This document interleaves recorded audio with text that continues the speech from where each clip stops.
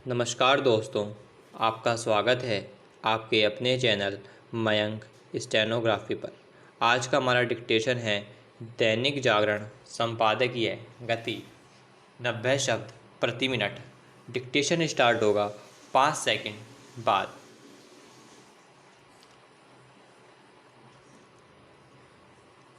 Start. Uttar Pradesh और बिहार में गंगा नदी में शव मिलने का सिलसिला कायम रहना आघातकारी है। चूँकि बड़ी संख्या में शव मिले हैं, इसलिए यह अंदेशा होता है कि कहीं ये उनके तो नहीं जो कोरोना का शिकार हुए। यह एक तथ्य है कि कोरोना की दूसरी लहर गांवों तक पहुंच गई है और कुछ इलाकों में कहर भी ढा रही है। लेकिन यदि यह मान भी लिया जाए कि गंगा में मिले शव कोरोना का शिकार हुए लोगों के हैं, तब भी यह समझना कठिन है कि आखिर उन्हें नदी में बहाने की क्या ज़रूरत थी। क्या शव इसलिए बहाए गए क्योंकि उनका विधिवत दाह संस्कार करना मुश्किल था, या फिर गांवों के गरीब लोग अपने स्वजनों के अंतिम संस्कार का खर्च वहन नहीं कर सकते थे?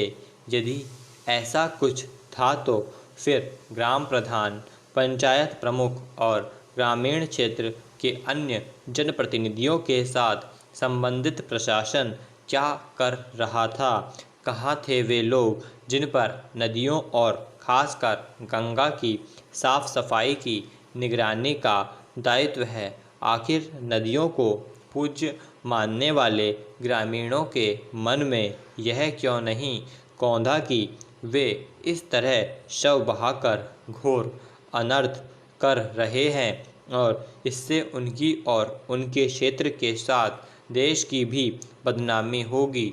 क्या यह माना जाए कि ग्रामीण इलाकों में एक वर्ग ऐसा है जो अभी भी नदियों की शुद्धता की परवाह नहीं करता? ये वे गंभीर सवाल हैं जिनका जवाब तलाशा ही जाना चाहिए। Paragraph change. बेहतर हो कि इसकी कोई जांच हो कि किन कारणों से गंगा में शव बहाए गए। इसी के साथ इसकी कोई ठोस व्यवस्था होनी चाहिए कि भविष्य में कोई भी इस तरह नदियों से खिलवाड़ न कर सके। यह ठीक है कि कुछ ग्रामीण इलाकों में शवों को नदियों में बहाने या फिर उनके तटों पर दफनाने की परंपरा है, लेकिन कम से कम अब तो सबको यह समझ आ जाना चाहिए कि यह एक खराब और बेहद हानिकारक परंपरा है। इसे हर हाल में रोका जाना चाहिए। एक ऐसे समय और भी जब नदियों को दूषित होने से बचाने के लिए व्यापक अभियान चलाए जा रहे हैं।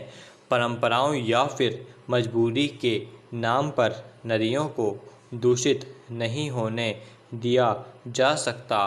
बेहतर हो कि जिस तरह उत्तर प्रदेश और बिहार की सरकारें चेती, उसी तरह अन्य राज्य सरकारें भी चेतें, क्योंकि इसकी आशंका है कि इस तरह का काम अन्य जगह भी हो सकता है।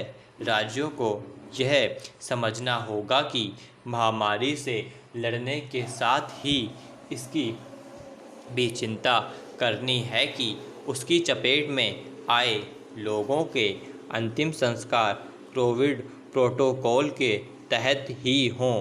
Paragraph change. हरियाणा में कोरोना संक्रमितों की संख्या दिन प्रतिदिन घटना और संक्रमण से मुक्त होने वालों की संख्या प्रतिदिन बढ़ना एक शुभ संकेत है। इससे स्पष्ट प्रतिध्वनित हो रहा है कि हरियाणा कोरोना को परास्त करने की तरफ अग्रसर है। जिस तरह से सरकार, सामाजिक संस्थाएं, प्रबुद्ध जन से लेकर सामान्य जन तक इस युद्ध में योद्धा की भूमिका में हैं, यह रेखांकित करता है कि हम इस युद्ध को जीतेंगे, लेकिन हमें सतर्क रहना होगा।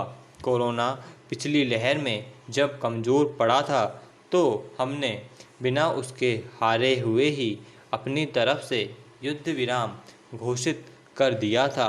परिणाम यह हुआ कि कोरोना अपने को अधिक सशक्त कर लौटा।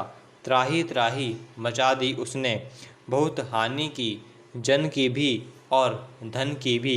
इसलिए इस बार हमें अपनी तरफ से युद्ध विराम नहीं करना है, तब तक लड़ना है जब कोरोना परास्त नहीं हो जाता। हरियाणा से ही नहीं बल्कि उसे देश से भगाने पर विवश करना होगा। हमें अतीत से सीखना चाहिए। मोहम्मद गौरी हमारे पृथ्वीराज चौहान से कई बार हारा, लौट जाता, फिर शक्ति एकत्र कर लौटता और अंत में उसने पृथ्वीराज को हरा दिया। कोरोना के साथ चल रहे युद्ध में हमें वह गलती नहीं दोहरानी है। पिछली लहर में हमने उसके कमज़ोर होने के बाद स्वयं को जीता हुआ मान लिया। हम युद्ध के सामान्य नियम ही भूल गए। हमें कोरोना के कमज़ोर पड़ने के बाद स्वयं को सशक्त करना चाहिए था, जिससे कि वह फिर लौटे तो उसकी आसानी से परास्त किया जा सके। इस बार वह चूक नहीं दोहरानी है। हमें युद्ध विराम की घोषणा ही नहीं करनी है।